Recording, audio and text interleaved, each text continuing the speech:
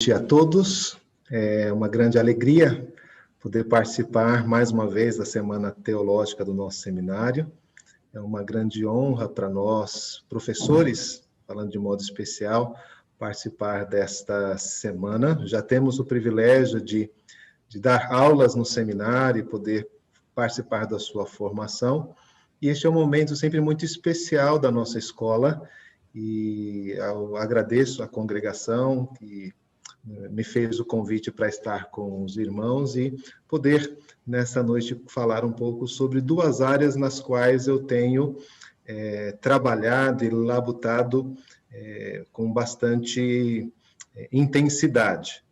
Uma área é a área de teologia bíblica, a área em que eu atuo no seminário e na qual eu tenho procurado participar na formação de vocês, e a área de pregação, que é a área que eu assumi no Andrew Jumper, fazendo, inclusive, este link. A razão pela qual eu trabalho com a área de pregação no Andrew Jumper é porque havia um projeto estabelecido ali pelo reverendo Tarcísio, reverendo Valdeci, de que a teologia bíblica fosse empregada com mais intensidade no trabalho de pregação.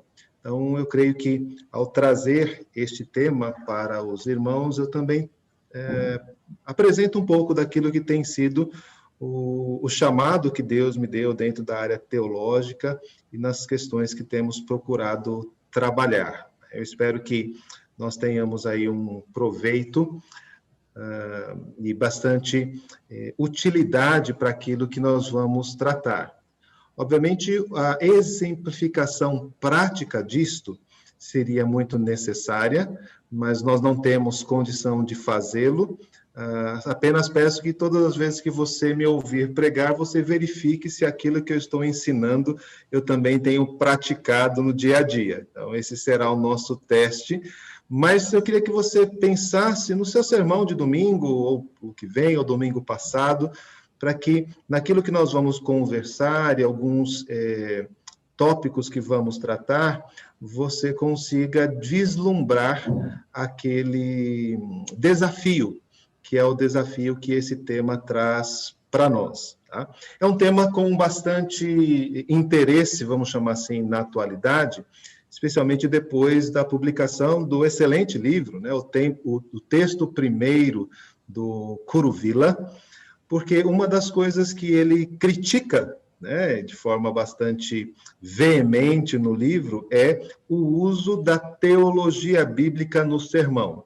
Tá? Então, a discussão não é exatamente com a pregação cristocêntrica, ele tem ali uma proposta um pouquinho diferente, também bastante útil, mas a questão é que ele compreende que aqueles que têm falado da pregação cristocêntrica estão fazendo mais teologia do que exegese.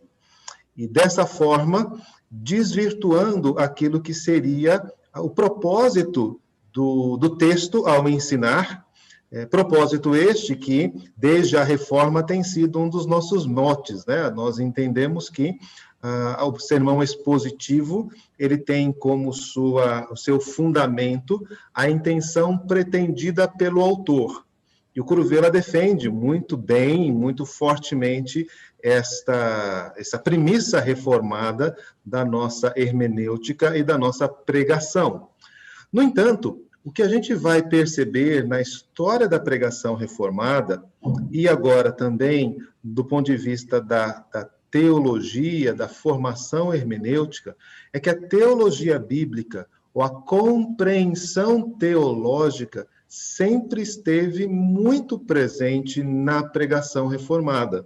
Né? E essa tem sido uma das razões, inclusive, pela qual ela pode ser chamada por este nome. Ou seja, é essa característica do vínculo da hermenêutica, da exegese com a teologia bíblica, que nos diferencia, por exemplo, da vertente arminiana que se instalou dentro do calvinismo. Por quê? Porque, ao tratar textos isoladamente, separadamente, sim, é possível demonstrar o livre-arbítrio ou a perda da salvação ou outras coisas que o arminianismo tem estabelecido. Tá? Ao tratar de textos especificamente, sim, é possível comprovar o dom de línguas como uma bênção especial, uma segunda bênção. Então, essas coisas, se você trabalhar com os textos isoladamente, os textos naquilo que estão registrando puramente, poderão ser provadas. E é por isso que essas teologias estão aí, e ainda que nós não concordemos com elas, nós reconhecemos o direito bíblico daqueles que as defendem. Mas nós as rejeitamos porque, ao comparar com o todo da Escritura, ao perceber o conjunto do ensino bíblico, elas não fazem sentido.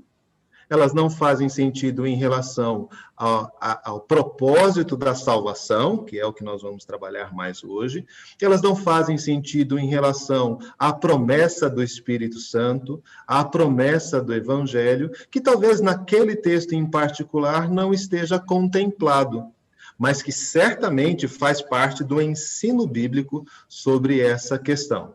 Então, esta discussão, ela não é uma discussão simples, não é uma discussão sem propósito, sem importância. Pelo contrário, é uma discussão fundamental para a nossa tradição, para a nossa história, e que certamente nos ajudará.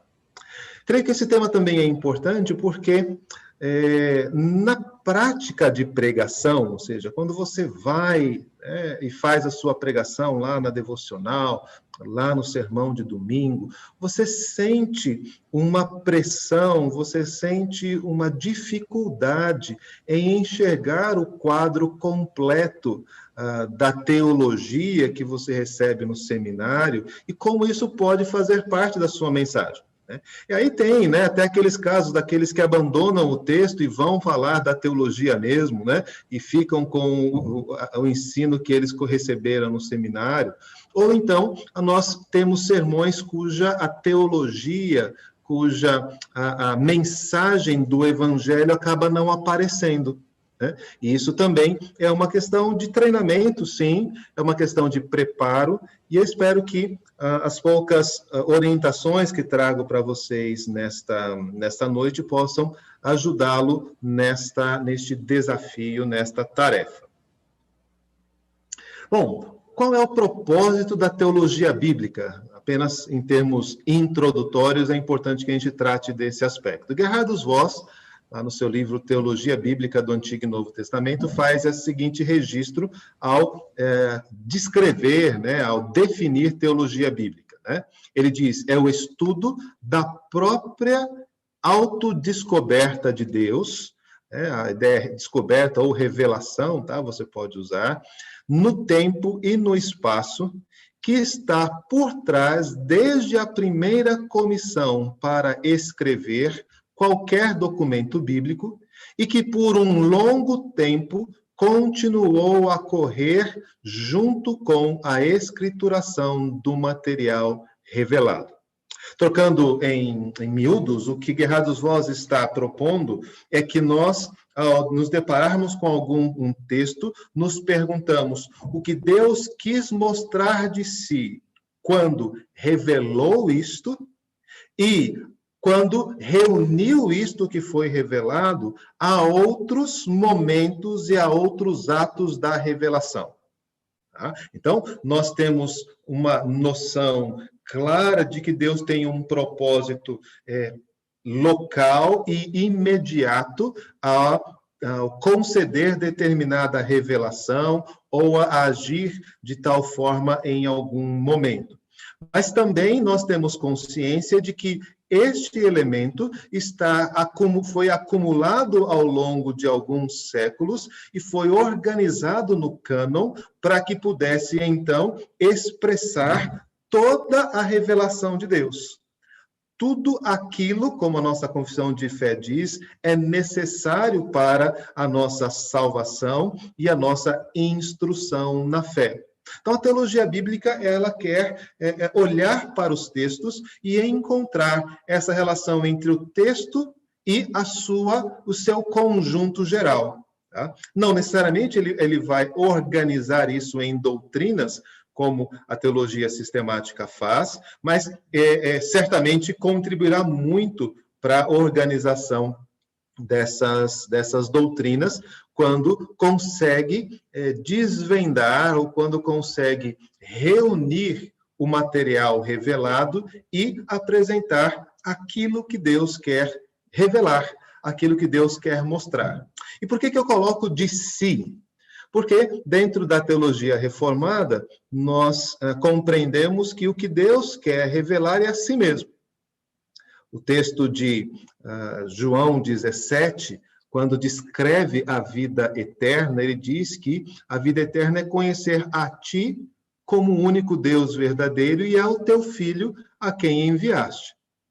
E Jeremias vai dizer, né? Deus, por meio de Jeremias, vai dizer: se alguém se gloria em alguma coisa, glorie-se em me conhecer e saber que faço juízo e justiça em toda a terra. Então, conhecer ao Senhor é o grande propósito, é o grande desafio. O termo revelação tem esta conotação. Deus quer mostrar de si, e ele utiliza a revelação geral, a revelação especial com este propósito. A teologia bíblica vai se dedicar ao texto bíblico e vai procurar esta mensagem que Deus tem a dizer para nós.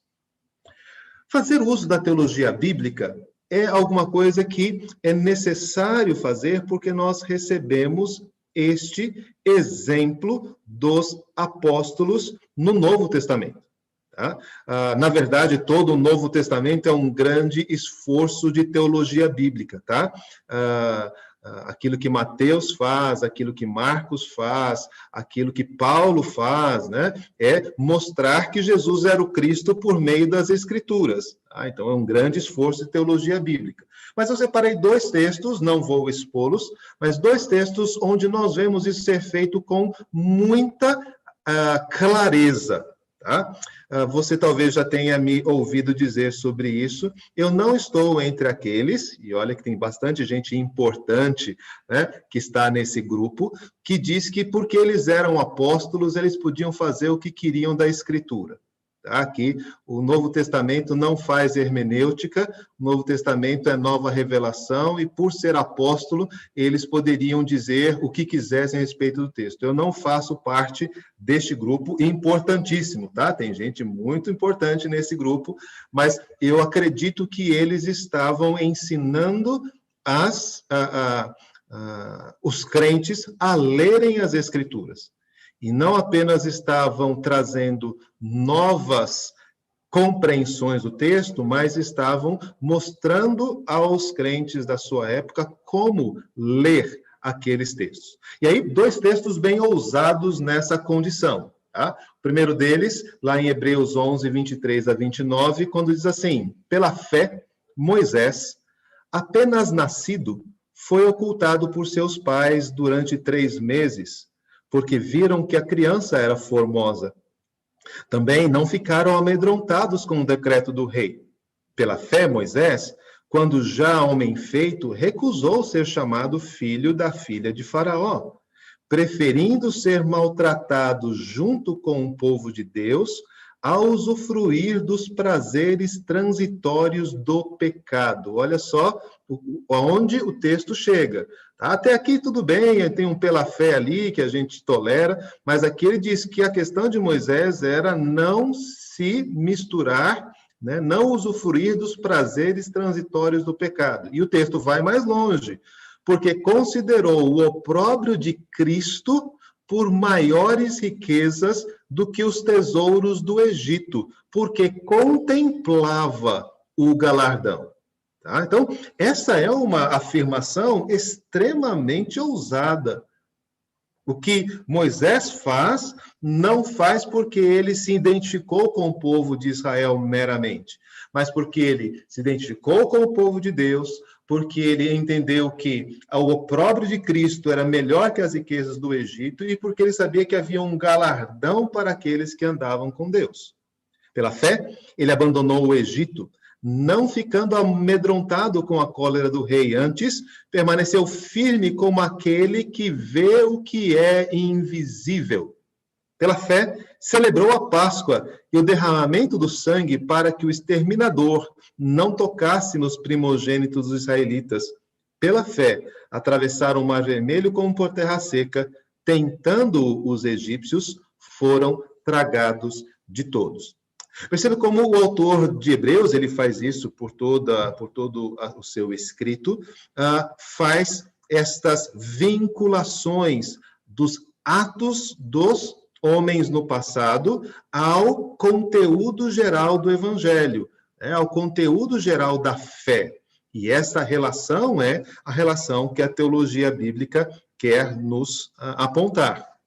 Um texto similar, e agora mais conhecido da nossa parte, mais tranquilo da nossa parte, é este de Paulo aos Coríntios, dos versos 1 a 11. Tá? Ora, irmãos, não quero que ignoreis que nossos pais estiveram todos sob a nuvem, e todos passaram pelo mar, tendo sido todos batizados assim na nuvem como no mar com respeito a Moisés. Todos eles comeram de um só manjar espiritual, e beberam da mesma fonte espiritual, porque bebiam de uma pedra espiritual que os seguia. Até aí tudo bem, aí vem a afirmação. E a pedra era Cristo. Entretanto, Deus não se agradou da maioria deles, razão porque ficaram prostrados no deserto. Ora, estas coisas se tornaram exemplos para nós, a fim de que não cobicemos as coisas más, como eles cobiçaram. Não vos façais, pois, idólatras como alguns deles. Porquanto está escrito, o povo assentou-se para comer e beber, e levantou-se para divertir-se. E não pratiquemos a imoralidade, como alguns deles o fizeram, e caíram num só dia 23.000. Não ponhamos o Senhor à prova, como alguns deles já fizeram, e pereceram pelas mordeduras das serpentes. Nem murmureis, como alguns deles murmuraram, e foram destruídos pelo exterminador. Essas coisas lhes sobrevieram como exemplos, e foram escritas para advertência nossa, de nós outros, sobre quem os fins dos tempos é chegado. Veja que o apóstolo Paulo aqui, ele vincula em primeiro lugar aquela caminhada no deserto à pessoa de Cristo, aos benefícios espirituais concedidos por Cristo. Havia um maná físico, mas havia um maná espiritual. Havia uma água física, mas havia uma água espiritual. E a fonte da vida espiritual não é outra senão o Senhor Jesus. E é por causa disto, desta presença de Cristo, que os pecados deles foram tão duramente condenados. E aí, então, Paulo faz o seu movimento no sermão, Faz o seu sermão. Olha, isso foi dito para que você, que está ligado a Cristo, que come do manjar espiritual, que foi batizado, não faça o que eles fizeram. E aí ele faz a lista. Não se torne não cobice as coisas que eles cobiçaram, não se faça idólatra como eles fizeram, não pratique a imoralidade como eles praticaram, não ponha o Senhor à prova como eles fizeram, não murmurem como eles murmuraram. Então, estas coisas não foram para eles, foram para nossa advertência. Então, Paulo assume que o texto bíblico, o texto da caminhada no deserto, não foi escrito como simplesmente para o registro da história de Israel, mas foi escrito para que nós fôssemos advertidos do risco que há em ter comunhão com Cristo e não corresponder a esta comunhão com as nossas atitudes e as nossas ações. Então, quero com esses dois textos mostrar esse movimento que é feito de reconhecer nos eventos do Antigo Testamento a sua relação com o todo da história do Evangelho, o todo da história da redenção. Tá? A história da redenção é aquilo que tem caracterizado a teologia bíblica conservadora, vamos chamar assim, e por consequência reformada. O que a Bíblia principalmente ensina? A Bíblia ensina aquilo que Deus tem feito para salvar o homem do seu pecado. Então, uma abordagem tradicional ali, bem antiga, e que pode ser muito útil para o nosso trabalho de pregação, é essa abordagem que a gente chama de sistemática, né? Que é uma abordagem que traz elementos da teologia sistemática para a teologia bíblica. Tá? Esse foi o primeiro modelo de trabalho com teologia bíblica. O que é que o texto bíblico diz sobre Deus? Então, você tem ali, por exemplo, na confissão de fé, né, uma longa lista, né, de atributos divinos colecionados ao longo das Escrituras. Isto é um trabalho de teologia bíblica, de reunir menções, ações, características de Deus e dizer Deus é. Ao mesmo tempo, também nós vamos encontrar nessa abordagem como a Bíblia descreve o homem, as suas capacidades, o seu pecado, os seus desafios, seus temores, as suas fraquezas. Então, há uma gama enorme, né, de textos onde esta condição humana, tanto em termos elogiosos quanto em termos críticos, são apresentados para nós. E nós encontramos nas Escrituras um propósito, uma contínua ação salvífica de Deus. Sempre, de alguma forma, preservando o homem da ira ou do pecado, ou punindo. Tá? Porque a gente tem o conceito de salvação muito ligado ao fato de que nós estamos sendo poupados da ira. Mas salvação, em vários lugares das Escrituras, também foi trazer juízo sobre o pecador. Grande exemplo é o Egito. Tá? Enquanto Deus salvava Israel, Deus condenava os egípcios. Enquanto Deus salvava Ló, Deus condenava Sodoma e Gomorra. Quando Abacuque questiona a respeito da pecaminosidade em Jerusalém, a resposta de Deus é que ele enviaria os babilônicos para destruir Jerusalém e então salvar o justo. Ele fica meio confuso com esse modo de Deus agir, mas era a salvação que estava sendo apresentada ali naquele texto. Então, Deus, o homem e a salvação, e aí tem a obra de salvação, o Salvador, o Redentor, e aí tem uma série de coisas que podemos pensar. Uma outra abordagem mais contemporânea, e eu quero fazer apenas essas duas, por conta do nosso tempo, é aquela que tem sido conhecida como, mais propriamente, como história da redenção, que tem sido condensada nesses 4 termos. Geralmente 3, né? Mas, na verdade, pensando no conjunto da proposta, 4. Criação, queda, redenção e consumação.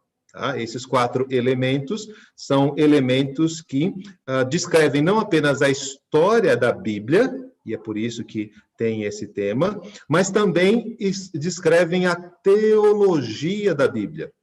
Ou seja, o ensino configura o ensino bíblico em 4 grandes blocos, em 4 grandes categorias, que muito nos ajudam do ponto de vista hermenêutico, do ponto de vista de compreensão. Não tenho como fazer, né, uma exposição desses temas, mas enquanto exemplifico no nosso trabalho como pregador, eu acredito que isso vai também ficar claro para aqueles que não estão familiarizados com o conteúdo teológico destas propostas. Vamos pensar, então, na questão do sermão e esta tríade: Deus, o homem e a salvação. Tá? Deus e a pregação. Quando você aborda um texto bíblico, muito provavelmente você se deparará com a figura de Deus. Tá? Há poucos textos onde esta figura não é apresentada, então você normalmente vai reconhecer a ação de Deus menções a Deus, a presença de Deus de alguma forma num texto bíblico. Então, lembra, pensa no seu sermão de domingo, pensa naquilo que você ouviu na pregação, você certamente vai identificar que aquele texto fez referência a Deus. Que referência é essa? O que foi dito de Deus naquele texto? Tá? O pregador deverá, então, se dedicar a identificar no texto em que prega aquilo que de Deus se diz. Bom, mas nem sempre é tão fácil a gente discernir a natureza de Deus olhando para o texto em si. Mas é possível, com a ajuda da teologia bíblica, entender que quando Deus responde a Abacuque que os caldeus viriam para destruir Jerusalém e punir os pecadores em Jerusalém, essa resposta de Deus é uma resposta sábia. Ou seja, de que Deus é alguém que tem sabedoria para tomar decisões. Então, eu leio esse texto e, ainda que seja confuso para nós como pode a destruição de Jerusalém salvá-la, eu vou ter, principalmente na pregação, que ajudar a minha igreja a entender que, embora naquele momento houvesse alguma confusão de como isso seria possível, quem conhece Deus e a sua natureza sabe que ele é sábio e que os seus planos, ainda que incompreensíveis, são perfeitos. É isso que a teologia faz. Ela me permite olhar para uma situação e entender aquela atitude a partir do seu todo e, inclusive, classificar. Eu podia olhar para esse texto de Abacuque e dizer assim, Deus faz isso porque ele é soberano. E esse é um dos riscos que muitas vezes nós corremos quando a gente não usa a teologia bíblica com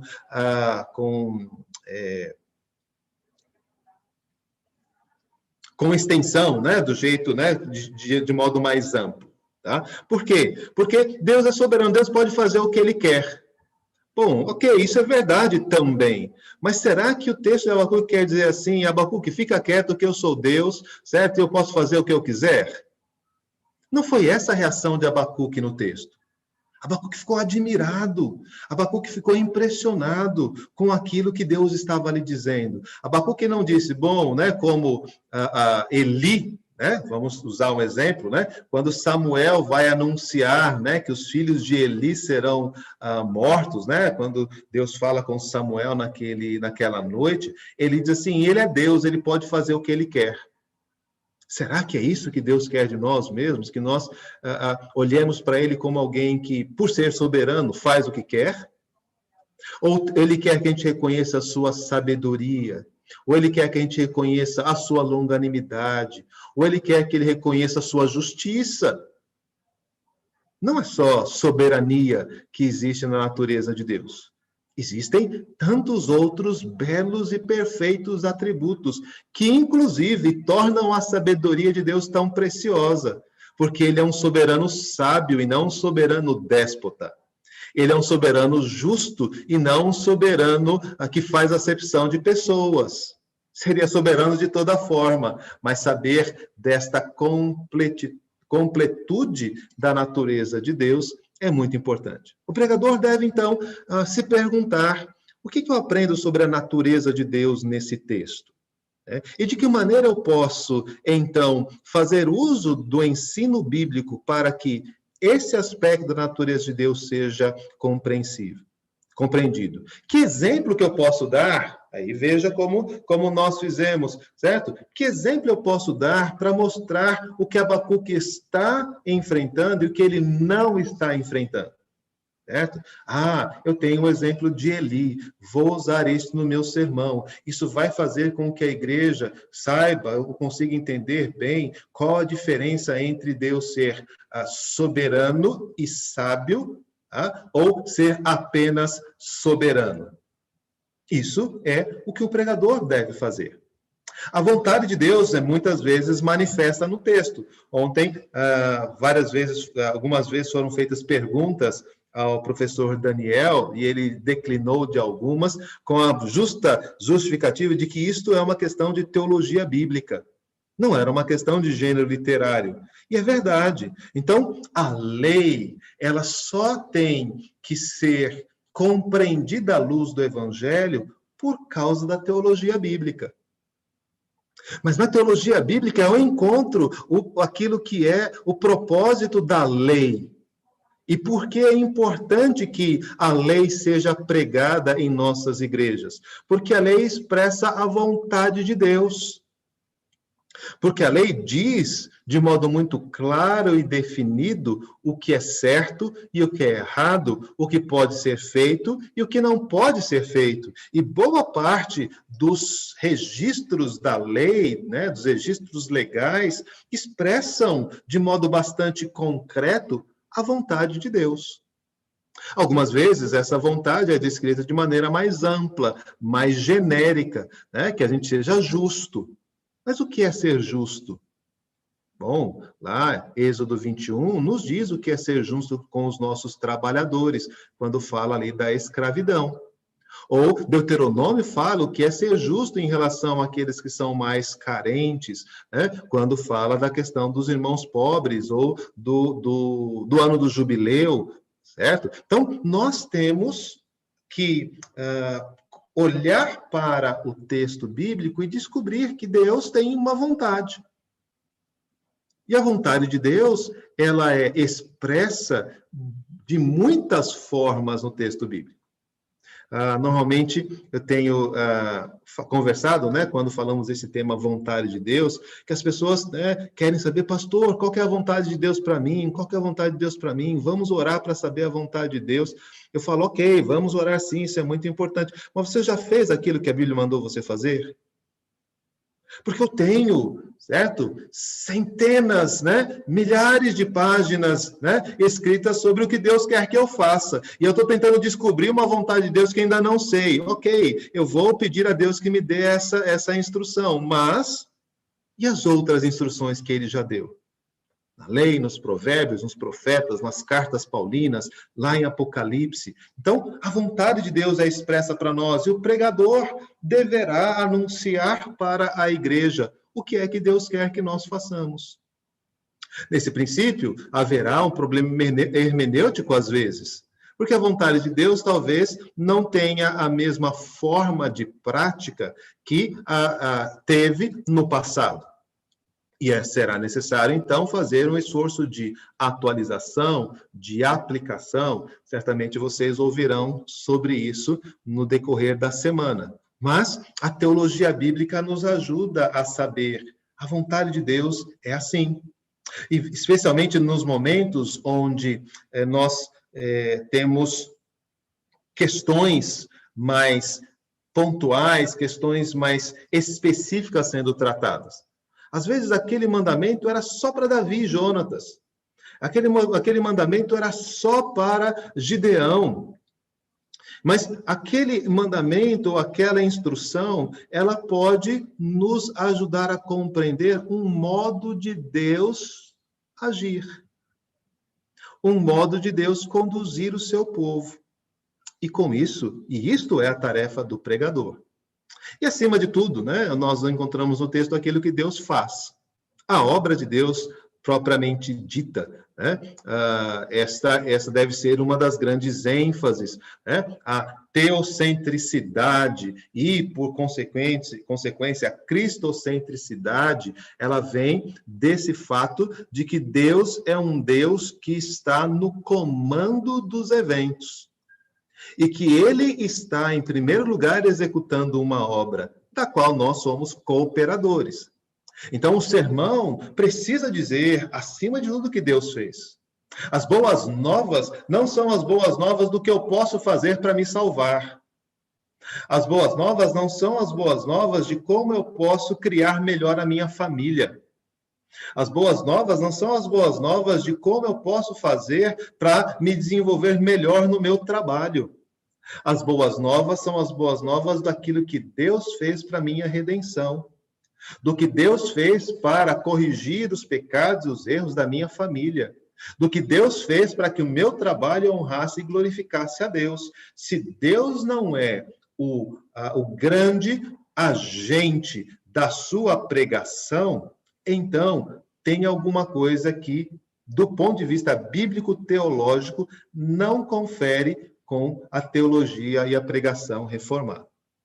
Mas, professor, tem textos que não falam de Deus, o texto fala daquilo que Jacó fez. Sim, isso é verdade, certo? E é por isso que a teologia bíblica é importante. Porque em determinado momento nós vamos encontrar o texto bíblico falando do homem e das suas ações, certo? Mas ao fazer essa descrição, esse texto está nos fazendo comparar as ações dos homens com a vontade de Deus, que não está nesse texto, não existe ali no texto de Jacó e Esaú nenhuma instrução para que Jacó não enganasse o seu irmão, né, e não o forçasse a vender a primogenitura. Não tem nada no texto dizendo sobre isso. Então, pastor, quer dizer que se o meu irmão tiver com dificuldade, eu posso me aproveitar dele? Bom, Deuteronômio diz que não. Hebreus, apóstolo Paulo diz que não. Tiago diz que não. Não, mas o texto de Gênesis não fala nada sobre isso. Então, daí a importância da teologia bíblica. Exatamente por isso que a teologia bíblica tem que estar presente. Porque como é que eu vou poder julgar as ações de Jacó se eu não sei qual é a vontade de Deus? Como é que eu posso fazer uma análise sobre aquilo que Davi realizou se eu não sei quais são os propósitos de Deus para ele ou para o reino de Israel? Então, quando o texto descreve as ações dos homens, ele, muitas vezes diretamente, e quando for isso, você não vai ter nenhuma dificuldade, o texto está dizendo. Mas, muitas vezes, o texto não diz. E você deve, então, avaliar as ações desses homens por aquilo que a Bíblia ensina sobre a vontade de Deus. É preciso também verificar que os textos estão descrevendo a nossa condição espiritual. Então, esse texto de Jacó e Esaú diz qual era a condição espiritual de Esaú, o que ele valorizava. É muito curioso, né, que o texto de Hebreus, ele valoriza de uma certa forma, não chega a valorizar Jacó, mas ele critica Esaú por desprezar a promessa. Ou seja, quando você faz ali o frigir dos ovos, né, quando Hebreus cita esse texto, ele diz assim, olha, quem estava certo era Jacó, certo? Ainda que o que ele tenha feito foi errado, ele estava olhando para o lugar certo, desejar a promessa. Esaú desprezou a promessa e olha o que aconteceu com ele. Então, é importante que a gente perceba esta condição espiritual, a condição de queda. Deus tinha prometido que Jacó seria o herdeiro. Ele não precisava forçar o irmão para conseguir a primogenitura. Era uma promessa de Deus.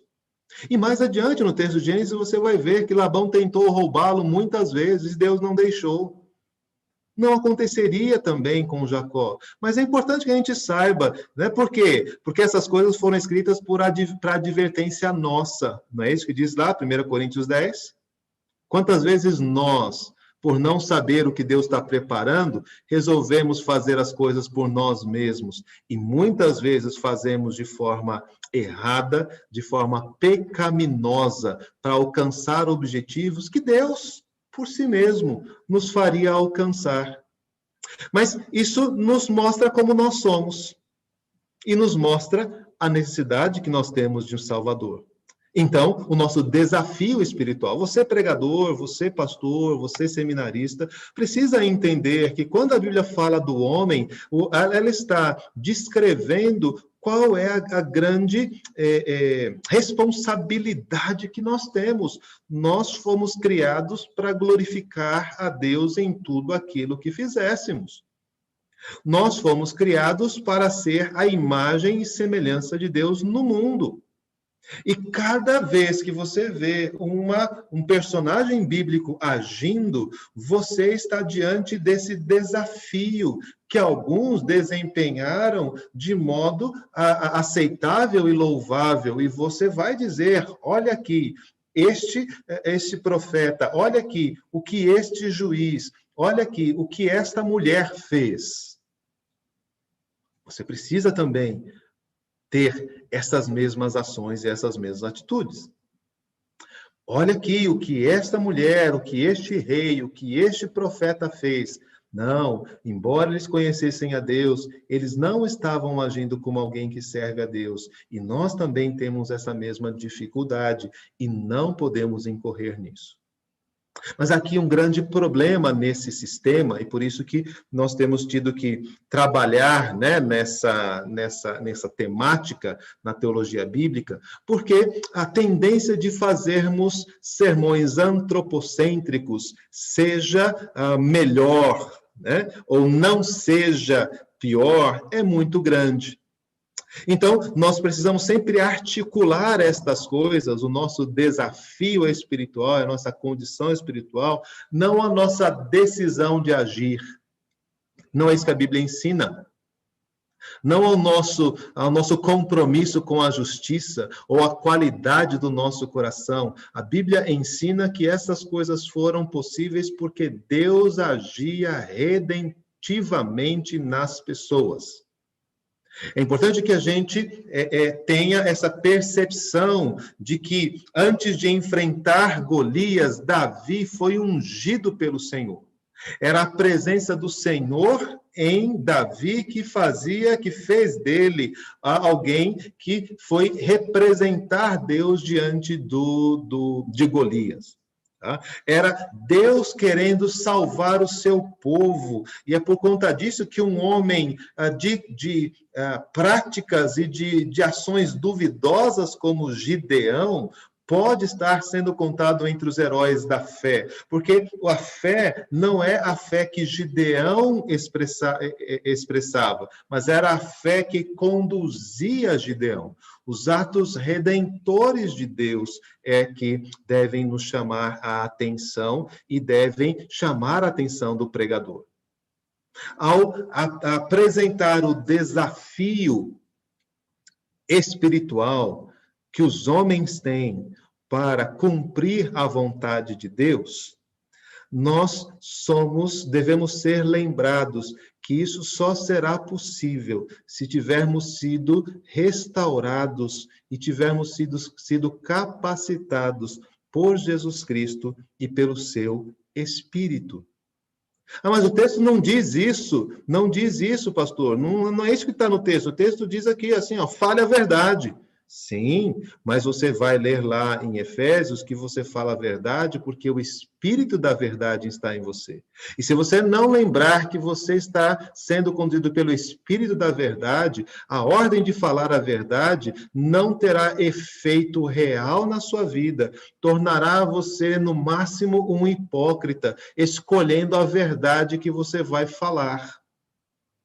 Mas quando eu sou lembrado de que Deus retirou de mim as raízes da mentira que me escravizavam e agora me dá condição de falar a verdade em amor, para edificação, então eu reconheço que grande salvação nós recebemos. E que boa notícia eu tenho a dar à minha igreja nesse domingo à noite. Você poderá ser um pai que orienta os seus filhos no caminho do Senhor, porque Cristo te salvou e Cristo colocou em você uma nova vida. E se você se dobrar diante desse Espírito que está no seu coração, você poderá abençoar a sua família em nome de Jesus. Você poderá ser um instrumento de graça na sua família por meio do Espírito Santo. Essa é a mensagem. Mas não está no texto. Sim, mas esta é a mensagem a ser proclamada. É muito interessante você perceber como que esta relação é construída em Atos 2, né? Porque Pedro faz aquela exposição, né, em vários textos do Antigo Testamento, mostrando que Jesus era o Messias prometido, e termina um sermão. E então, aqueles que foram tocados pelo Espírito perguntam, irmãos, o que faremos? E aí, então, Pedro diz, olha, você tem que fazer isso, você tem que fazer aquilo. Arrependei-vos e sejam batizados pelo Espírito Santo. Certo? Não tem o que fazer se, em primeiro lugar, o Espírito Santo não tomar conta do seu coração. Certo? Não foi uma lista de tarefas. Pedro podia dar, e certamente deu, na carta que ele escreve, ele dá muitas orientações práticas. Mas recebam a promessa do Espírito Santo. É isso que Pedro vai anunciar quando alguém lhe pergunta o que nós faremos. Essa é a mensagem do Evangelho.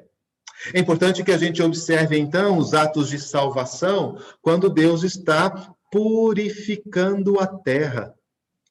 O juízo dos ímpios também é um ato redentor.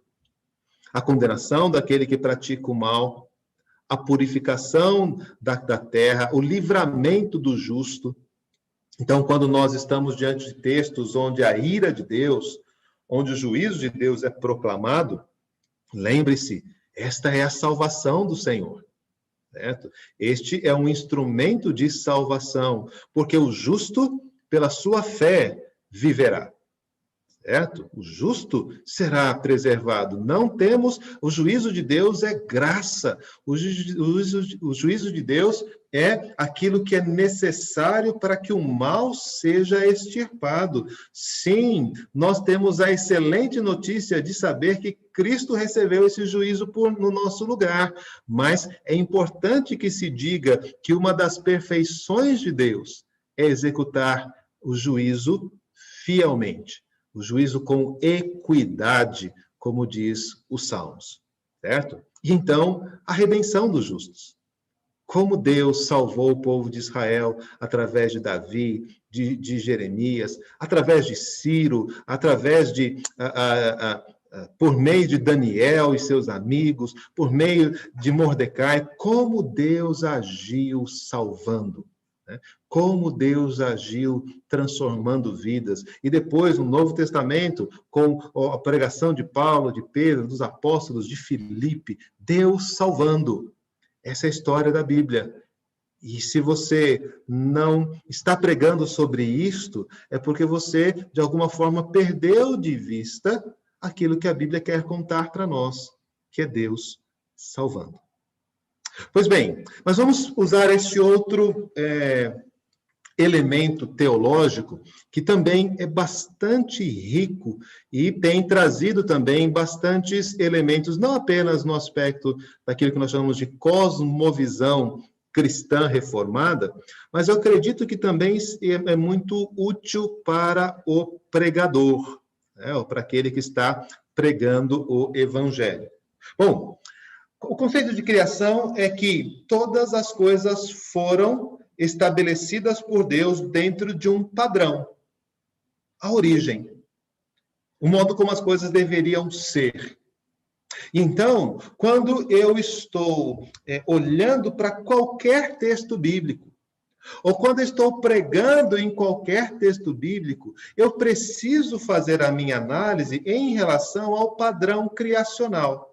É verdade que o padrão criacional ele está registrado em bem pequenas partes, né? Em uma parte bem restrita do texto bíblico. Mas eu também sei, e a teologia bíblica me diz, que esse pequeno trecho, né, dos 2 primeiros capítulos da Bíblia, foram apresentados muitas vezes ao longo das Escrituras. Por exemplo, na Confissão de Fé, você vai ler que aquela lei perfeita estabelecida no Pacto de Obras foi novamente apresentada ao povo de Israel nos 10 Mandamentos. Então, quando eu estou olhando para os 10 Mandamentos, eu estou olhando para o padrão criacional, como nós deveríamos ser na criação. Nós sabemos que Jesus Cristo encarnou-se para nos revelar a perfeição da humanidade. Muito bem. Então, todas as vezes em que eu olho para Jesus Cristo, eu vejo aquilo que nós deveríamos ser desde a criação. E todos os profetas, todos os provérbios, as leis, têm esta natureza. Então, quando você abordar um texto, se pergunte assim, o que do plano original de Deus eu posso conhecer nesse texto? De que maneira esse texto me ajuda a entender como eu deveria ser, como a igreja deveria ser, como a família deveria ser, como o meu trabalho deveria ser? Então, esse padrão criacional, aquilo para o que nós fomos gerados por Deus, né, criados por Deus, deve ser o nosso parâmetro. Então, você está diante de um texto e você não sabe muito bem se aquela atitude é recomendável ou não. Volte lá no princípio e diz assim, bom, se nós não tivéssemos pecado, qual deveria ser a atitude a ser tomada? Isso lhe dará um excelente caminho para você fazer a sua exposição. Algo só é bom à medida em que preserva, em algum sentido, aquilo que Deus criou. Lembre-se, tudo que Deus criou é bom, certo? E que o pecado fez com que as coisas que fossem boas fossem manchadas e se tornassem más. Pois bem, então, uma forma muito simples de lidar com as informações bíblicas é fazer esta relação. Isto aqui é bom? Bom, se é bom, está ligado à criação. Isso aqui não é tão bom. Por que não é tão bom? Não é tão bom porque não reflete aquilo que a criação estabelece. Nós vamos ver, na verdade, nós temos um outro parâmetro que é a consumação. Quem já assistiu minhas aulas de teologia bíblica vai lembrar-se da discussão que eu faço de que se nós estaremos na redenção no mesmo patamar da criação ou se estaremos num patamar diferente. É uma discussão bastante complexa, tá? Mas o ponto geral que nos serve aqui é o seguinte, o que Deus queria que nós fôssemos na criação, imagem e semelhança dele. Que nós estivéssemos reinando sobre toda a criação e fazendo com que sua glória se espalhasse por toda a terra. Bom, como é que nós seremos na criação? Na consumação? Imagem e semelhança dele. Agora, só que ele se transformou em Cristo Jesus. Que se você é trinitariano desde lá, do 2º, 3º século, você sabe que Jesus é Deus. Então, a imagem do Filho é a imagem do Pai. Então, ser imagem e semelhança de Deus é aquilo que nós fomos na criação e aquilo que nós seremos na consumação. Reinar com Cristo, não é isso que é dito sobre a consumação? Eles reinarão com Cristo por toda a eternidade? Muito bem, era isso que Deus tinha programado lá na criação, que nós fôssemos regentes deste mundo em nome dele. Então, algo só é bom à medida que reflete essa vontade original de Deus. E é preciso que nós, então, tenhamos essa leitura. Mas o texto bíblico e a teologia bíblica nos ajuda. Por quê? Porque a gente tem um modelo mais claro e mais extenso do que seja o padrão da criação, do que seja a imagem do Deus invisível, o próprio Cristo. Então, algo só é bom à medida em que tiver Cristo como seu fundamento, sustento e propósito. Então, pense você como pregador. Então, você está diante de uma afirmação bíblica e você diz assim, bom, isto aqui é o que eu devo ensinar à minha igreja. Então, você se pergunte, isto aqui está relacionado com a criação? Então, você se pergunte, isso aqui preserva de alguma forma aquilo que originalmente Deus criou? Eu posso mostrar que isso reflete de alguma forma a vontade original de Deus? E o mais importante, é por isso que o sermão cristocêntrico tem sido bastante incentivado no nosso meio, né? Você pode mostrar que isto tem relação com Cristo? Porque se você não mostrar como aquilo tem relação com Cristo, então não é bom. Por quê? Aquilo que é bom precisa ter Cristo como seu fundamento, seu sustento e seu propósito. Ser um bom pai, se esforçar para ser um bom pai, só será bom se o motivo for Jesus Cristo. Se você quer ser um bom pai porque você quer ter orgulho dos seus filhos, você pode até ser um bom pai nos padrões humanos, mas não será um bom pai aos olhos de Deus. É um mero objetivo egoísta e idólatra. só é bom se for baseado em Cristo. Esses meninos foram dados por Cristo para que eu os criasse nos caminhos do Senhor. E é por isso que eu preciso ser um bom pai. Se você não pode relacionar isso com Cristo, não há por que fazê-lo. Então, no sermão, se o sermão não relaciona aquilo que está sendo proposto com a pessoa de Jesus, com a obra de Jesus, com o propósito de servir a Jesus, então não é pregação reformada. Então, a teologia bíblica é muito importante, porque é ela que vai dar esse subsídio. Vejamos o segundo tópico, a queda. Os efeitos que o pecado trouxe para a humanidade. E aí sim, se temos poucos textos, né? Eu não diria tão poucos, mas se temos menos textos ligados à criação, nós temos uma grande quantidade de textos que refletem o estado caótico em que o pecado lançou todas as coisas.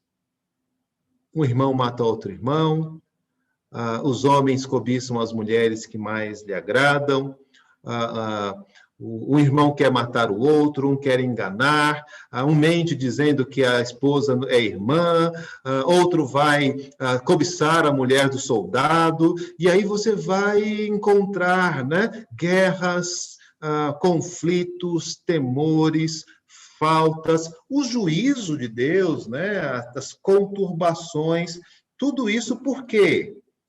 Porque o pecado se fez presente na nossa vida. Porque nós nos afastamos da comunhão com Deus que nos dava a vida. E é muito importante que o pregador deixe isso muito claro. Deixe claro que aquilo que nos impede de fazer o que é bom, está aqui, ó. Isto aqui é o que Deus gostaria que você fizesse, esta aqui é a vontade de Deus para você, e se você fizer isso, a sua família vai ser abençoada, o seu lar, a sua nação será próspera. Mas só tem um problema. Você é pecador e manchado pela queda e pelo pecado. E por melhores que sejam os resultados de andar com Deus, você tem alguma coisa que te arrasta para o mal e te afasta desses caminhos. O pregador, então, pode fazer esta antítese. Eu posso conhecer a vontade original de Deus conhecendo ou mostrando aquilo que está corrompido. Eu posso mostrar como a família deve ser, mostrando como ela foi prejudicada pelo pecado. Que conturbações ela trouxe. Eu posso mostrar como o reino de Cristo será, quando eu vejo quão difícil foi a história dos reis de Israel. Essa antítese com a criação, né, de um mundo em harmonia para um mundo em desarmonia, é um dos temas do pregador. Você não está fazendo ali uma exposição histórica ou fazendo um tipo de tribunal de Moisés, ou um tribunal dos atos de Judas. Não é esse o objetivo da pregação. Veja que homem mau Pilatos foi, veja que homem mau foi Acás. Não é esse o objetivo da pregação. O objetivo da pregação é que nós sejamos advertidos de que o mal que eles praticaram é o mal que nos aflige, é o mal que nos ataca e é o mal que nos enreda. Devemos, então, observar esta falta, observar aquilo que nos falta, observar as limitações, o contexto caído em que vivemos e como a separação de Deus provocou todas estas coisas. É muito interessante pensar que, quando falamos de queda, né, e o tema queda é importante, porque quando nós falamos de pecado, geralmente a gente pensa nos nossos pecados pessoais, né? E naquilo que eu faço de errado, e normalmente a nossa pregação vai nesse sentido. Mas você já experimentou pregar por que é que um marido deve ser longânimo com a sua esposa, porque ela é pecadora? E as crises familiares que vocês enfrentam, os problemas que vocês têm com seus filhos, né? Nós não devemos tratar com impaciência, nem tratar com amargura, porque do outro lado há um pecador afetado pela queda e que precisa de redenção. Então, não apenas para que eu saiba lidar com os meus pecados é importante falar da queda, mas é importante falar da queda quando a gente pensa nos pecados dos outros. Por que o mundo nos persegue? Aí você vê lá Estevão dizendo, Senhor, não imputes a eles estes pecados. O que Estevão tinha para poder ter essa atitude? A percepção de que aqueles homens estavam fazendo aquelas coisas por conta da sua fraqueza. Estevão não estava pedindo a destruição daqueles homens. E que coisa preciosa, né? A oração de Estevão foi ouvida pela conversão daquele que era o seu algoz, o apóstolo, né? Naquele momento, né? Saulo de Tarso. Muitos na igreja, lembra? Não queriam se aproximar dele com medo. Então Barnabé, consciente da queda, mas também consciente da redenção, vai ali até Saulo e traz ele para junto da igreja. A pregação precisa fazer isso. Ela precisa me ajudar a lidar com a fraqueza dos outros também, com o pecado dos outros também, com a enfermidade, com a morte, com o não que Deus dá às minhas coisas, a queda. Nós vivemos num mundo que está em caos e em conturbação, porque se afastou de Deus por conta do nosso pecado, o pecado dos nossos primeiros pais. Mas então, vem a redenção, certo? De que todas essas coisas têm uma resposta, e essa resposta não é eu fazer mais oração, ou ler mais a Bíblia, ou 3 Ave Marias e 4 Pai Nossos, não. A resposta disso é a obra redentora de Cristo. Nenhum sermão pode ser evangélico se a obra redentora de Cristo não estiver sendo proclamada. Porque é disto que se trata. Cristo mudou, Cristo resolveu o problema da queda, Cristo apontou o caminho, este caminho foi estabelecido e agora nele as coisas podem fazer sentido. Não estão todas resolvidas, é verdade. Mas eu tenho prova suficiente do que aquilo que ele fez na cruz trará a redenção, trará a mudança de todas as coisas. Então, quando nós nos deparamos com o problema da queda, a vontade de Deus e a minha incapacidade de praticá-la, então eu preciso apresentar a Cristo.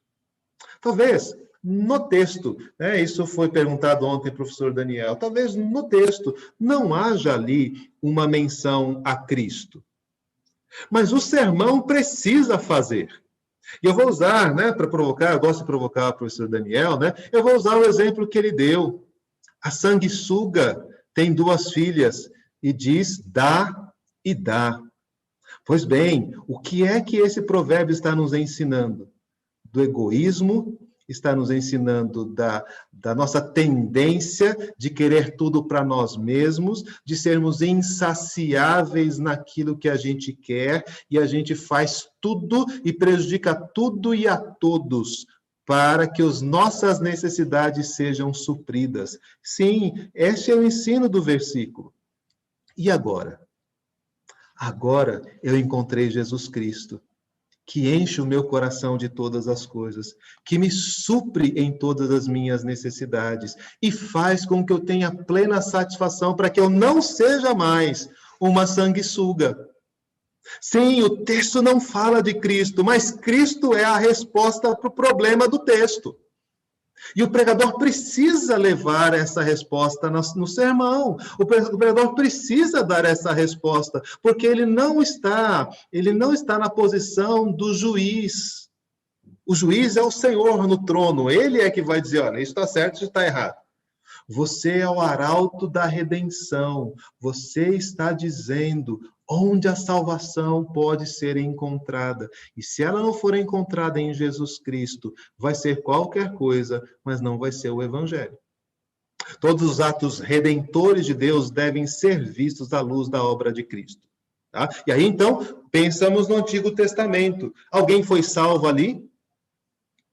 Alguém foi poupado? Alguém foi perdoado? Você acha que Deus deixou de destruir o povo de Israel porque Moisés pediu? Ou porque Cristo havia entregue a sua vida como redentor do povo de Israel? Moisés, sim, fez um trabalho excelente intercedendo pelo povo, mas quem é Moisés para convencer Deus de alguma coisa? Mas quando Moisés faz isso, ele nos aponta este redentor, que sim, é ouvido por Deus, cuja obra é perfeita. Há uma tolerância da parte de Deus, há um livramento até por homem ímpio como Sansão. Como é possível que um homem como Sansão, que quebra todos os princípios do seu voto para com Deus, pode ser chamado de libertador de Israel? Porque ele não é o libertador de Israel. O libertador de Israel é Cristo, que cumpriu todos os seus votos e que viveu para fazer a vontade de Deus.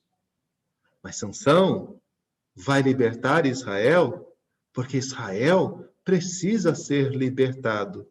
Porque Israel tem um redentor, e esse redentor é Jesus Cristo.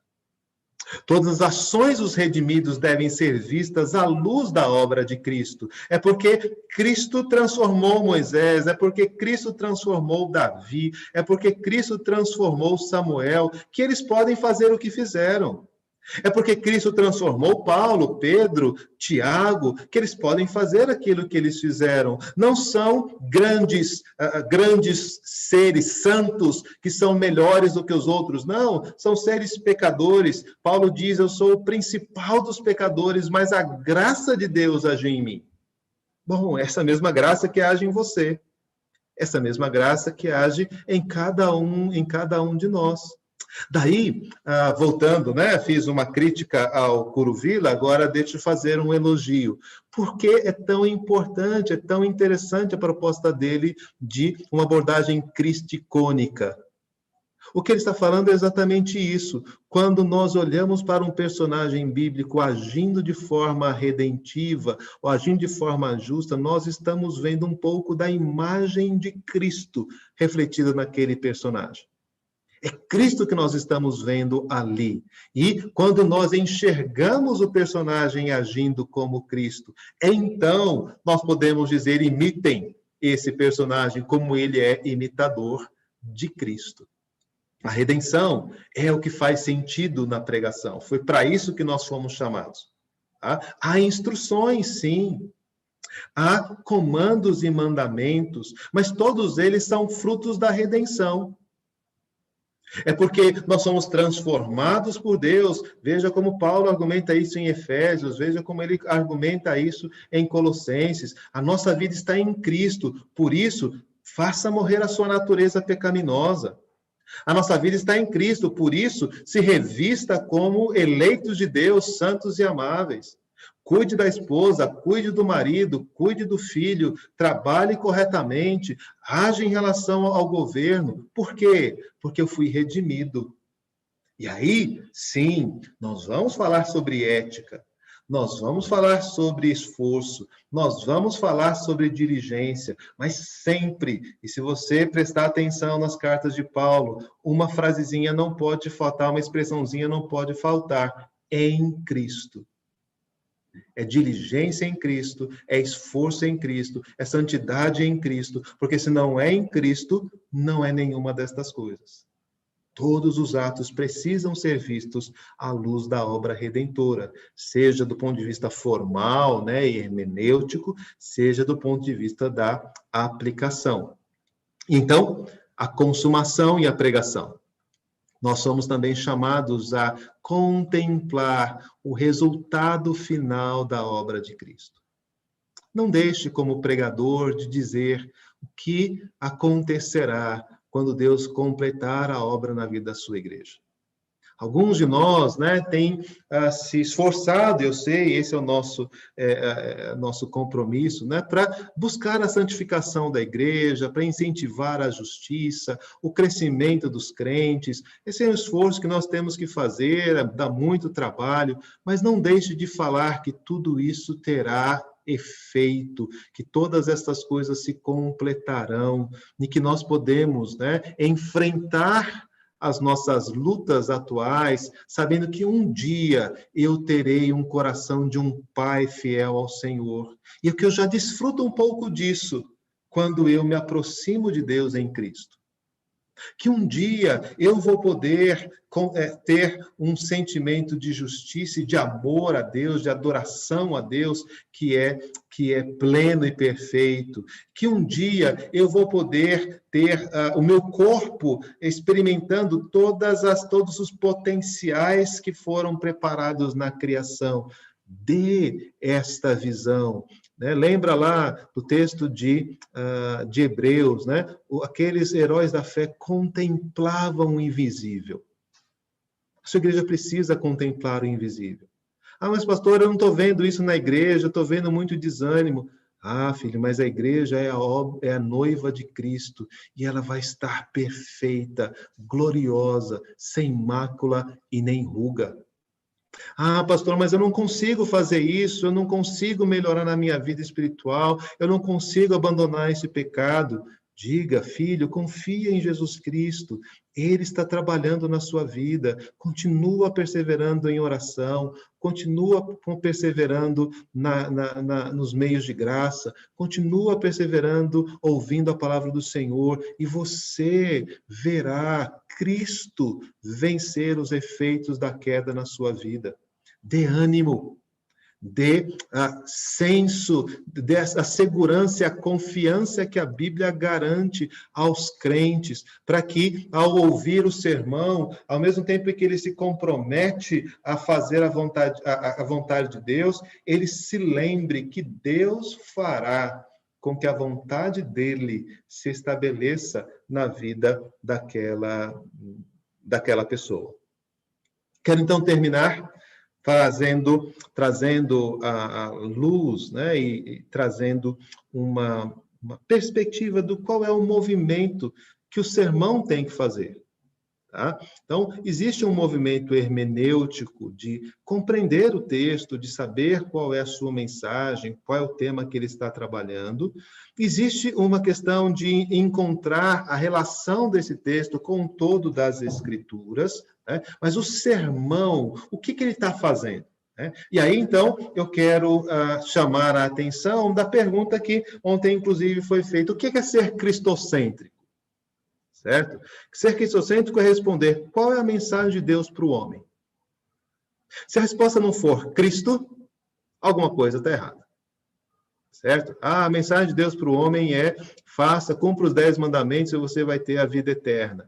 Bom, eu acho que não é bem isso que foi ensinado na Bíblia, não. Não, mas Jesus disse exatamente isto.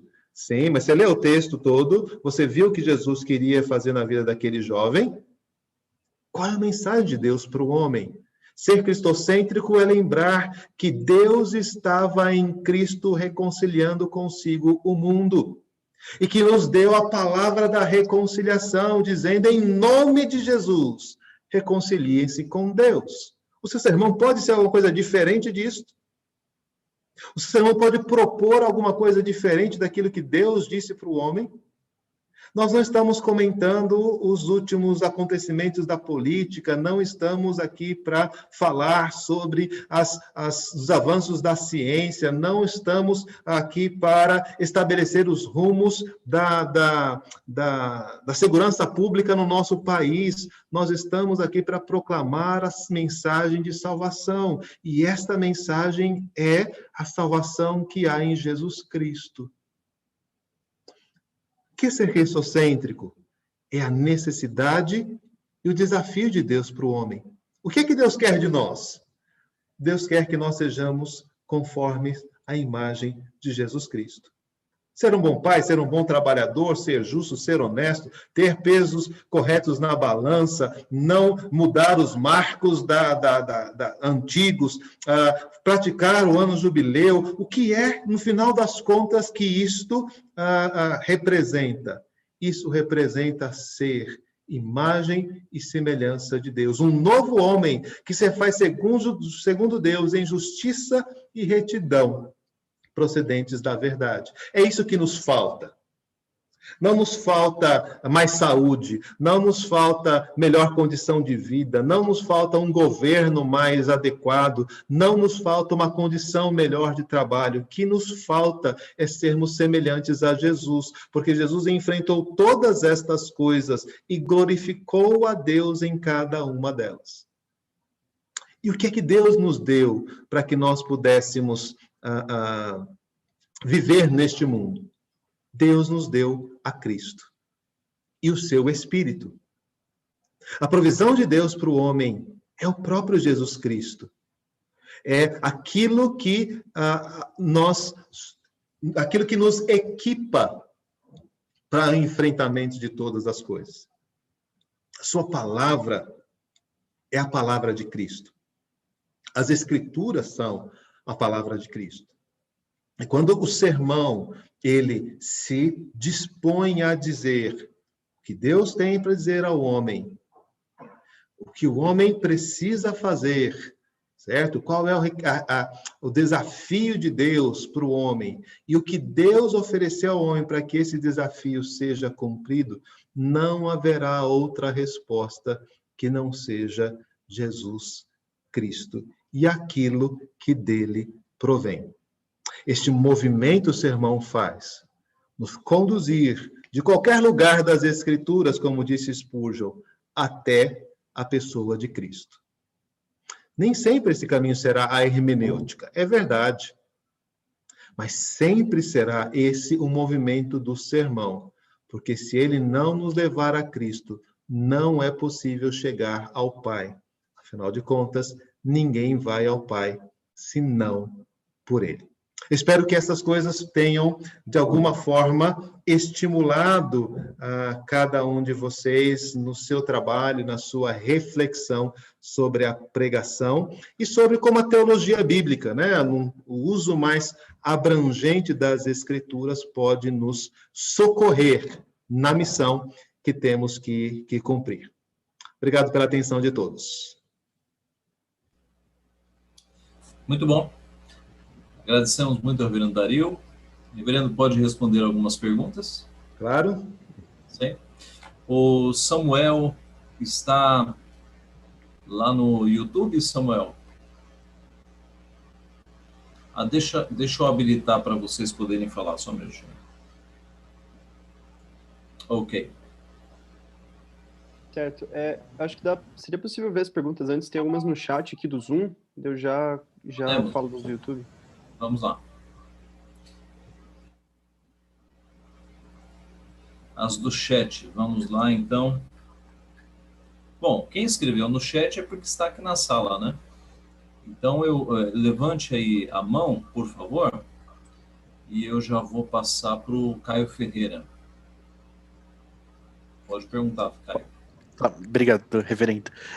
Professor Dario, primeiramente, muito obrigado pela palestra abençoadora na nossa vida, pelo ensino. Nossa, louvado seja Deus pela sua vida. Muito, muito legal mesmo.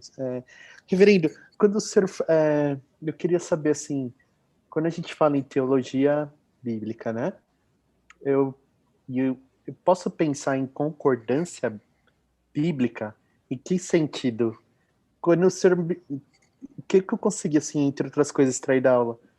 É como se fosse Jesus falando com Satanás. Satanás fala assim, no texto isolado, está escrito isso, e Jesus vai falar, mas também está escrito. Então eu olho para o texto não isolado, vejo o contexto e vejo a concordância bíblica em todos os seus livros. Posso falar nesse sentido? Posso... Está certo esse raciocínio? Esse é uma das formas, né, mais assim, tradicionais mesmo da teologia, do trabalho de teologia bíblica. Ou seja, a comparação entre textos, conhecendo, né, e o princípio já mais antigo, mas que aparece na Confissão de Fé, de que a Bíblia não se contradiz. Né? Então, quando Jesus faz esta oposição entre uma proposta e outra, ainda que ambas sejam citações do texto bíblico, ele está mostrando esta coesão. A pergunta, né, Caio, por que a palavra de Jesus, o versículo citado por Jesus é melhor do que o de Satanás? Bom, do ponto de vista hermenêutico, a gente não tem dúvida de porquê. Mas é importante também que a gente observe que as respostas de Jesus, elas são hermeneuticamente bem embasadas. Tá? Não é só assim, né? Satanás dá um tiro, Jesus dá outro. Não.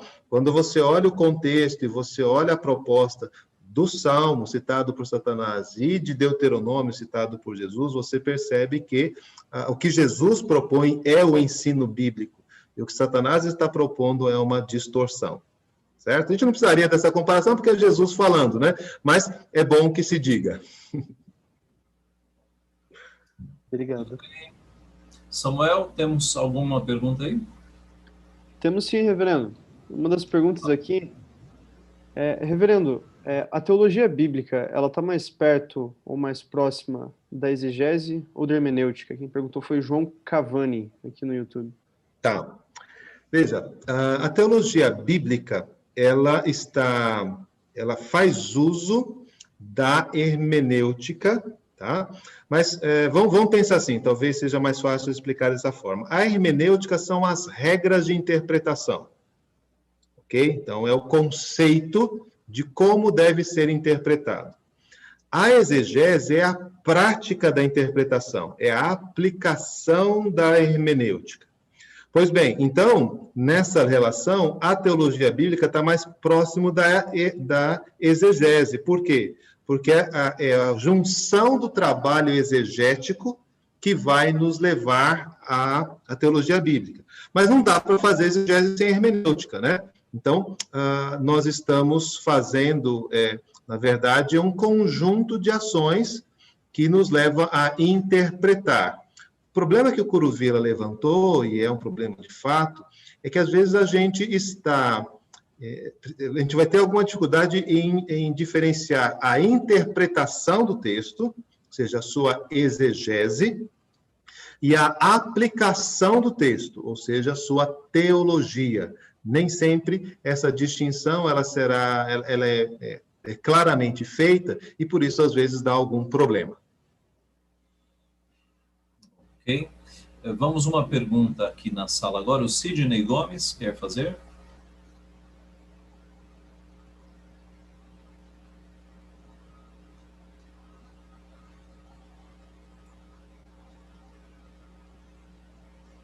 Sidney?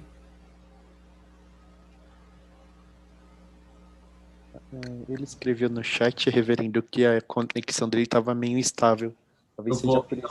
Vamos ler aqui do chat o que ele perguntou.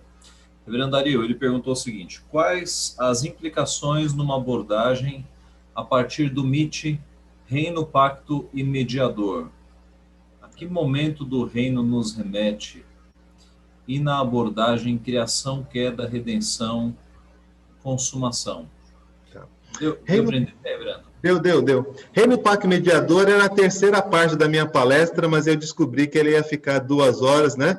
Então eu tirei, né? Porque também é uma fórmula bastante usada na teologia bíblica. No entanto, ela é mais complexa, tá? Ou seja, a relação proposta pelo Van Groningen é uma relação de entrelaçamento.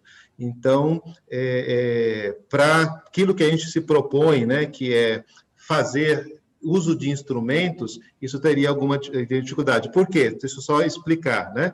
Quando falamos do reino, o que está envolvido? Está falando do ambiente do reino. Então, tudo aquilo que se fala sobre criação é referente ao reino, tá? Quando falamos de reino, estamos falando do rei. Então, tudo aquilo que se fala sobre Deus diz respeito ao reino. Quando falamos de reino, estamos falando do povo, né, da população do reino. Então, tudo que se fala dos crentes, né, da igreja, tal, tem a ver com o reino. Então, a grande sacada, né, do Van Groningen foi escolher esses 3 termos que valem para tudo, certo? Né? Então, na verdade, eles não são termos que nos ajudam a discernir coisas. Eles são termos que nos ajudam a reunir coisas. Tá? Então, a ideia do MIT, né? Quando a proposta do MIT é uma proposta de criar unidade. Tá? Então, para a teologia bíblica é muito bom. Para o pregador, né, isso certamente vai trazer trazer um desafio, porque você vai colocar tudo junto. Tá? E aí você vai ter maior dificuldade nesse sentido. Então, por exemplo, o reino tem a ver a lei, mas a lei também tem a ver com o pacto, né? Então veja como as coisas estão entrelaçadas nesse tópico. Mas se você tem afinidade com esses elementos, certamente eles também têm bastante utilidade na pregação. Excelente. Vamos lá, Samuel. Reverendo, mais uma pergunta aqui. Essa aqui, mais uma do João Cavani. O uso do Antigo Testamento no Novo Testamento pode ser considerado teologia bíblica? Há diferença entre o uso que nós fazemos interpretando o Antigo Testamento e o que os autores inspirados fizeram? Tá. Então, veja, né, eu fiz menção a isso no começo da palestra. Teologia bíblica Moisés faz, tá, gente? Tá? Deuteronômio é um texto de teologia bíblica. Se você quiser ser mais preciso, Gênesis é teologia bíblica, certo? Por quê? Porque ele vai pegar a história de Israel e vai contar para o povo, né, de que sai do Egito, a história dos patriarcas, e vai contar para o povo quais foram os atos de Deus. Então, toda vez, então qual é o conceito? Toda vez que eu pego, que eu me dirijo ao texto bíblico, procurando compreender o seu sentido e como ele se relaciona com a condição atual, nós estamos, com a mensagem a ser transmitida, nós estamos fazendo teologia bíblica. Tá? Então, o Novo Testamento é, sim, com muita presença, uma obra de teologia bíblica. Então, Mateus vai dizer para que aconteça o que foi escrito, né, para aquilo que foi profetizado pelo profeta, faz uma série de citações, relações. Então, esta obra, né, de olhar para o Antigo Testamento e dizer, olha, foi isso que foi ensinado, foi isso que foi dito pelos profetas, é teologia bíblica clássica. Qual é a diferença? Tá? Então, existe aquela discussão, né, do método de interpretação dos apóstolos, tá? Que eu já coloquei as duas posições, mas deixa eu falar só a diferença. A diferença é que nós hoje estamos trabalhando com conceitos de organização diferentes. Então, pensando no apóstolo Paulo, qual é o seu conceito de teologia bíblica? Cristo é o Senhor. Ou, como você vai ver, Cristo e a ressurreição. Então, esses não são os tópicos de teologia bíblica que nós estamos trabalhando. Então, é teologia bíblica como a nossa. Mas Paulo não está falando de criação, queda, redenção e consumação. Ele está falando Cristo como o Messias e a ressurreição como demonstração disto. Ok. O David Cerqueira. Boa noite, reverendo. Reverendo, um pouco do aspecto do que o senhor tratou da redenção de Deus no juízo do ímpio. O senhor diria que a escassez de sermões que pregam ou que estão ali trabalhando o juízo de Deus sobre o ímpio mesmo, o aspecto de punição, seria associada a essa falta de compreensão da teologia bíblica em relação ao juízo de Deus como no aspecto redentivo? Sim, eu acredito que sim, certo? Eu acho que o grande problema com os textos de juízo, né, é uma falta de compreensão da teologia bíblica. Ou seja, nós tratamos o juízo como um mal necessário, e não como um ato de redenção. Mas se lermos a Bíblia, nós vamos ver que os atos de juízo sempre foram atos de redenção, certo? Então, quando nós trabalhamos a ideia de restauração de todas as coisas, ou seja, então vamos para o conceito bíblico teológico, né? Deus criou um mundo perfeito para a sua glória. Essa glória foi manchada pelo pecado e pela impiedade dos homens. Para que a glória de Deus seja restaurada, duas coisas foram decididas por Deus. ele resolveu ser glorificado na salvação de alguns, e ele resolveu ser glorificado mostrando a sua ira contra outros. Certo? Então, quando nós falamos da restauração da glória de Deus, a vindicação da justiça de Deus é um elemento extremamente necessário. E onde a justiça de Deus é vindicada? É vindicada na punição dos ímpios. Certo? Então, é preciso que a gente entenda o papel da punição dos ímpios na obra de redenção. Certo? É ela que purifica. É por isso que Israel vai passar pelo exílio, para que haja purificação de Israel. Mas a purificação de Israel é apenas o exemplo, né? É apenas a ilustração. O que Deus está fazendo é purificar o cosmos. Bom, então um juízo muito maior será necessário, e aí o povo de Deus será resgatado, e aí este povo vai glorificar a Deus pela redenção e vai glorificar a Deus pela purificação, que é o próprio juízo. Tá? Só uma coisa aqui. Isso não quer dizer que a gente tem que ter prazer no juízo, tá? O juízo glorifica a Deus. Né? Deus nos mandou anunciar a salvação. Tá? Mas anunciar a salvação inclui anunciar o juízo vindouro. Tá? Então, assim, não, ainda bem que Deus vai vir destruir. Não, não é bem assim. Isso pode nos servir em alguns momentos, mas a nossa relação com o juízo é de proclamação e proclamação para que haja salvação. Ok, Samuel, temos mais perguntas no YouTube? Reverendo, não temos. Nós temos... tem uma pergunta que não está um tanto relacionada com a teologia bíblica e tem uma outra. Não sei se o reverendo quiser responder. Envolve Adão voando. Adão voando? Exatamente. Nunca ouvi falar. Não posso responder sobre isso.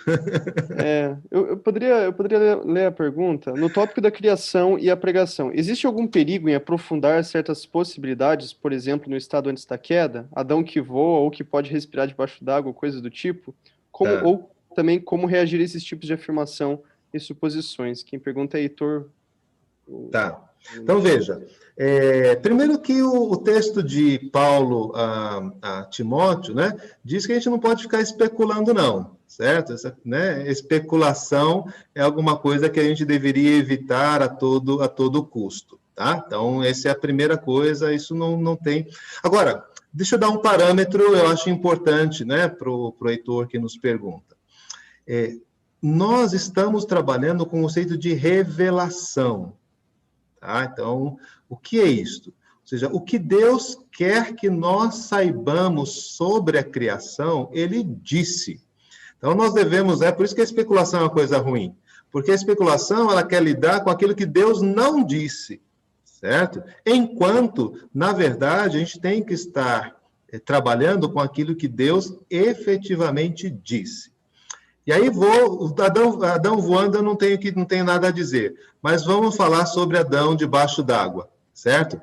Bom, Deus criou o firmamento para que Adão respirasse debaixo do sol, ok? Então, isso eu posso dizer porque está dito, né? Se não houvesse firmamento, não tinha um homem viver. Então, Adão não respirava debaixo d'água. Não foi criado para isso, tanto é que Deus criou o firmamento. Okay? Então, assim, é possível ter alguns tipos de reflexão nesse sentido, né? Por exemplo, a dor, né? Então, fisicamente, Adão sentia dor, né? Se ele desse uma topada na árvore e tal, né? Ele teria dor. Eu acredito que sim, a dor é importante para a nossa condição, para a nossa própria segurança. Então, dizer que Adão não sentia dor... Agora, quando a Bíblia fala de dor, não é dessa dor que ela está falando. Certo? Então, o que a gente precisa fazer talvez seja esse tipo de classificação para que a gente também não fuja daquilo que é o ensino bíblico natural, claro, que a gente pode depreender. Ok. O Fábio Sarmento fez uma pergunta aqui. Você quer fazer de viva voz, Fábio, ou quer que eu leia? Bom. Só um minutinho, reverendo, pode ler, por favor? Eu leio então. É a seguinte: como a teologia bíblica nos ajuda a entender o cumprimento das promessas de Deus feitas no AT e que ainda não se cumpriram? Por exemplo, promessa da terra prometida à descendência de Abrão em Gênesis 15. Tá. Então vamos lá, Fábio. Primeiro que essa promessa se cumpriu, tá? Certo? Então essa ela é cumprida quando Israel entra na terra ali de Israel e quando Davi e Salomão conquistam a extensão prometida a Abraão, tá? A discussão da teologia bíblica, e aí aquilo que a teologia bíblica nos ajuda, é o que é que Deus estava prometendo a Abraão. Tá? E a exegese de Gênesis 15, e o modo, por exemplo, como Paulo cita Gênesis 15 lá em Romanos 4, nos faz entender que a promessa não era do Eufrates até o rio do Egito. Que aquela extensão de terra, que a gente chama de Palestina, ela era o sinal. Tá? Então, quando Deus promete a terra, Deus, e é isso que Paulo interpreta, é o mundo. Tá? E aí sim, isso não se cumpriu ainda, certo? Essa conquista do mundo. Mas como é que a teologia nos ajuda a entender essa questão de Abraão sendo herdeiro do mundo? Tá? Na pessoa de Jesus Cristo. Isso é o que a igreja está fazendo. Não se cumpriu, mas está se cumprindo, certo? Assim como a conquista, e aí é o exemplo de Gênesis 15, tá? 18 a 20, né? Assim como aquela terra ali do Queneu, do Ferezeu, ela foi conquistada ao longo de um determinado período de tempo, até que se completasse toda. A obra do Evangelho, o crescimento, também vai se cumprindo aos poucos e vai alcançando partes diferentes do mundo, até que se cumpra toda. Como eu sei que a promessa de Gênesis 15, 18 a 20 se cumpriu, eu também posso ter a certeza de que a promessa maior, de que todas as nações estarão debaixo da bênção de Abraão, também um dia irá se cumprir. É aquele elemento que a gente chama de consumação. Tá? Então, muitas promessas do Antigo Testamento não se cumpriram, certo? E não se cumpriram por quê? Porque elas estão relacionadas à consumação e elas não fazem parte destes estágios, né, destas realizações parciais que vão conduzindo até aquele momento final. O pregador deverá, inclusive, ter esta preocupação, né, de mostrar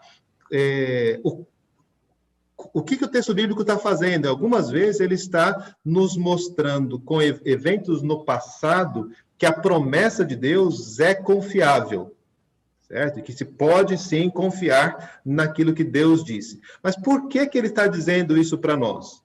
Para que eu confie em Deus nas coisas que Ele ainda vai vir a fazer.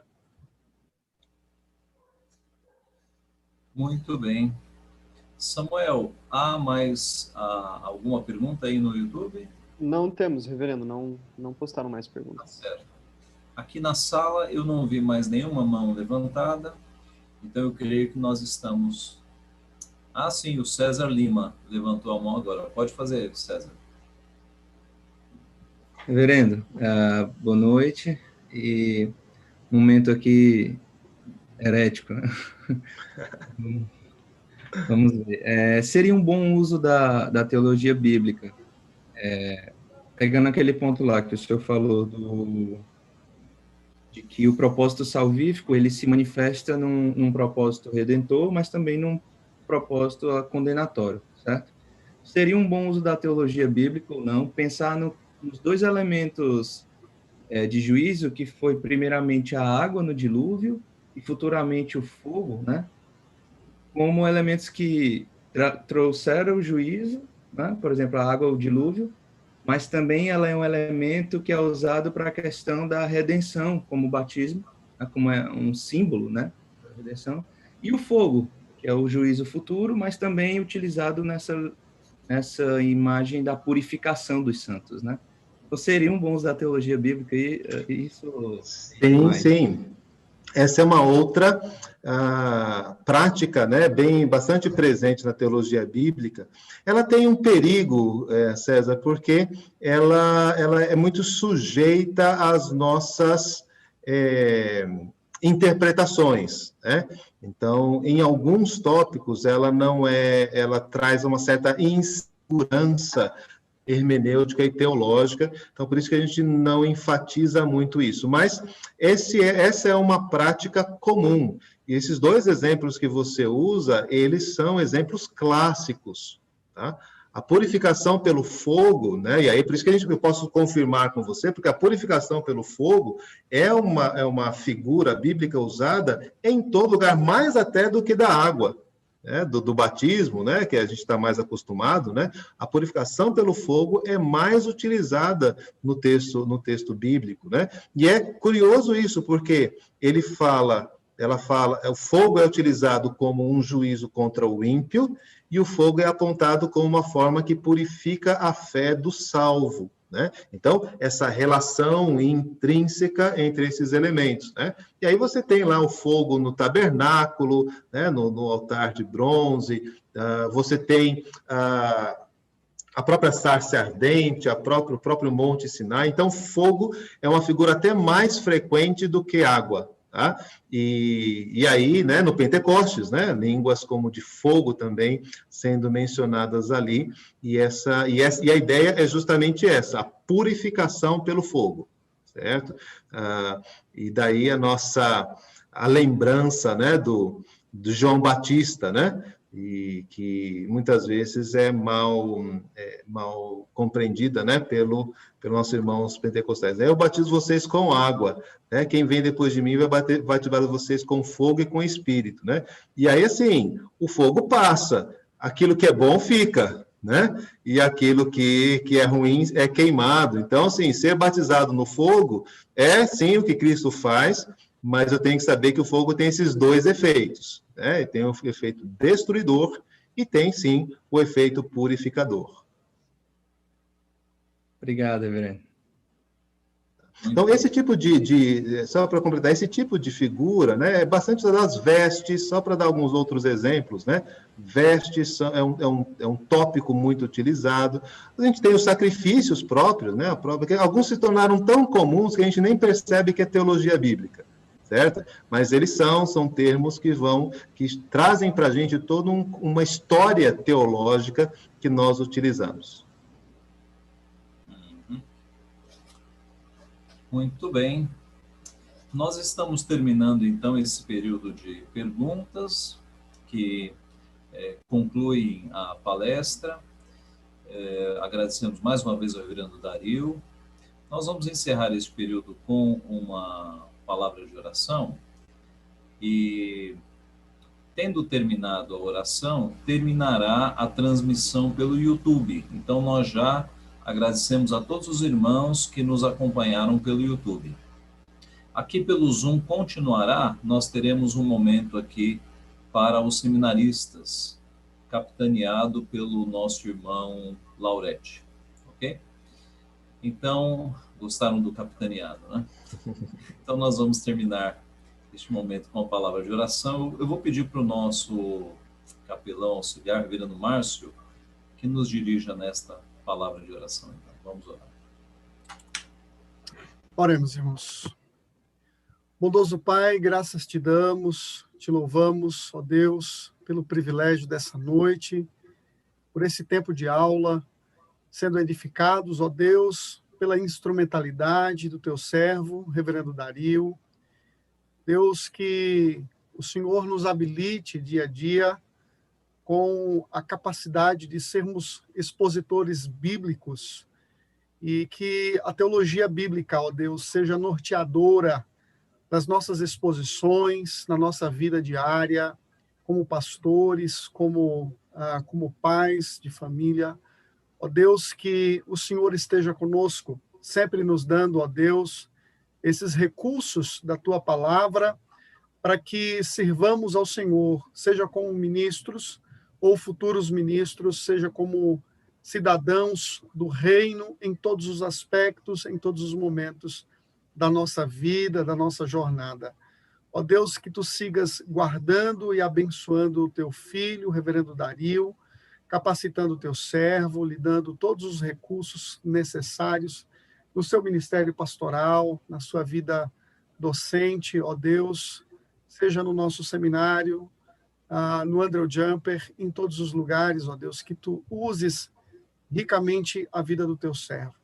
Guarda-nos, ó Deus, abençoe o nosso seminário, abençoe os nossos alunos todos, suas famílias, que a mão preciosa do Senhor esteja sobre a vida dos teus filhos, ó Deus, a fim de que sejam servos dedicados e consagrados na obra, na causa do Senhor. Muito obrigado por tudo, obrigado por esse tempo, que o Senhor permaneça conosco e nos conceda, ó Deus, um restante de noite tranquilos na tua presença, guardados pelo Senhor. Em nome de Jesus Cristo, oramos e agradecemos. Amém.